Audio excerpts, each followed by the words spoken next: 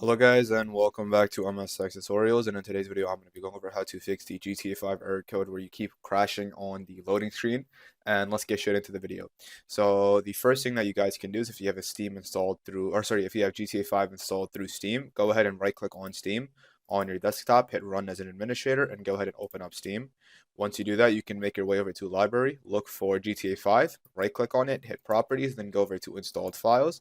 Now you want to go over to verify this game's files are installed correctly and just hit verify integrity of game files. Once that's done, that basically just like removes any corrupt files that you may have that may be causing the issue, and then you can X out. And then what you can also do is just go over to Steam in the top left and hit exit, and this kind of like restarts Steam. So once you do that, you can go ahead and X out, open Steam back up, and then check to see if that fixes the issue. The second method you guys can do is if you have it installed through Epic Games Launcher. So go over to Epic Games Launcher, go over to Library, look for GTA 5, hit the three dots, Manage, and then go over to Verify Files. And this is the Epic Games Launcher equivalent. Once you verify, you can go back, you can start up GTA 5, and then you can check to see if that fixes the issue.